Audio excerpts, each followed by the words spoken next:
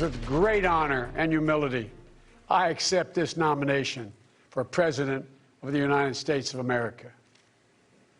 But while I'll be a Democratic candidate, I will be an American president.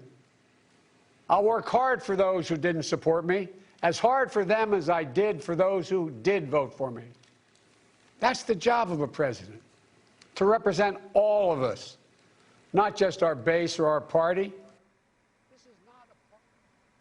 I accept this nomination. With those 4 words, Joe Biden, Scranton's son, Delaware's pride, and America's former vice president officially became its Democratic presidential nominee, a milestone moment on arguably the biggest night of Biden's 50-year political career.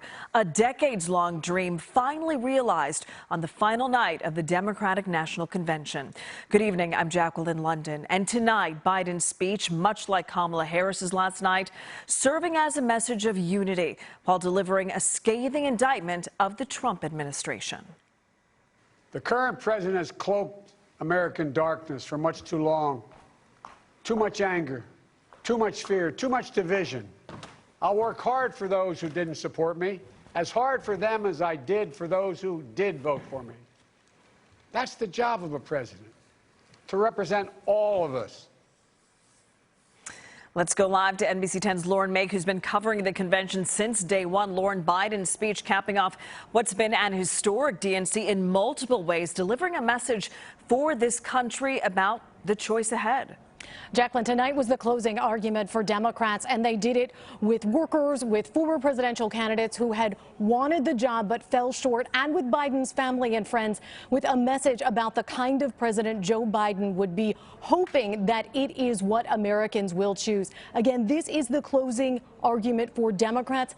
Next week, we get to hear from Republicans when they have their RNC, and they will make their case to the nation. I spoke with a Villanova political science professor tonight about this convention, this very unusual convention. He said what stood out to him was the use of the vignettes from ordinary people. That is what stood out from him, how Democrats used that to make their case and show that they were bringing many different people into the tent, so to speak, of support for Joe Biden. I asked him what Republicans need to do next week. But Republicans need to put together a convention that's going to appeal to voters beyond their base. If the Republican convention is 4 days of appeals to Donald Trump supporters, then I think it's a missed opportunity, because Republicans can't win the election only with Trump voters. They need to broaden their appeal.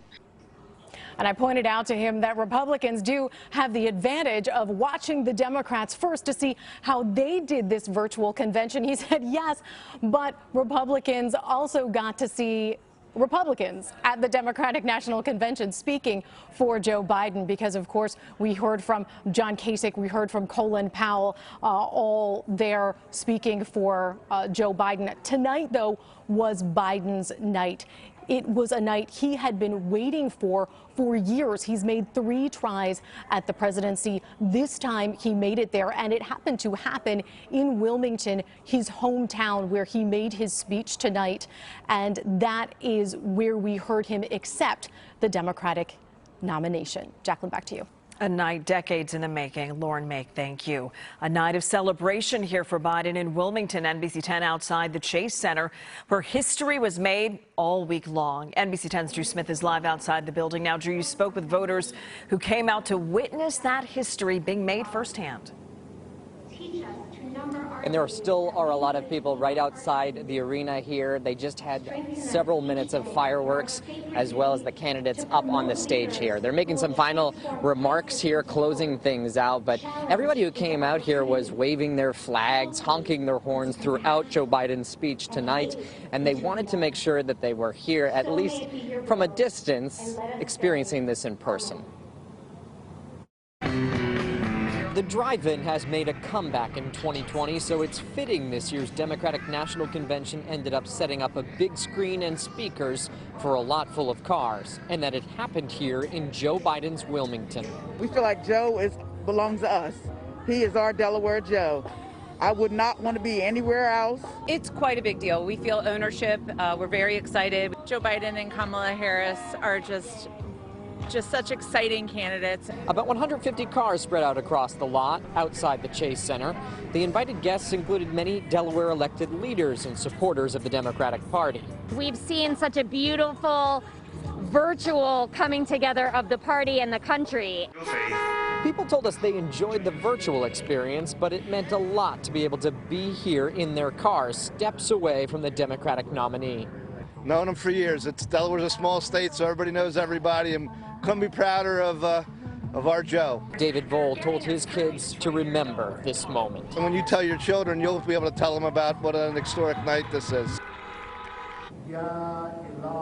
And that's really what we heard from so many people out here. So much proud in the state of Delaware, just experiencing the pride for Joe Biden, who was up here on the stage. They saw him in person. He was right in front of the American flag there behind me. They're still here listening to the end of the program. There was many hours leading up to this that they had to wait here in their cars, but for them, it was all worth it. We're live in Wilmington. I'm Drew Smith, NBC10 News.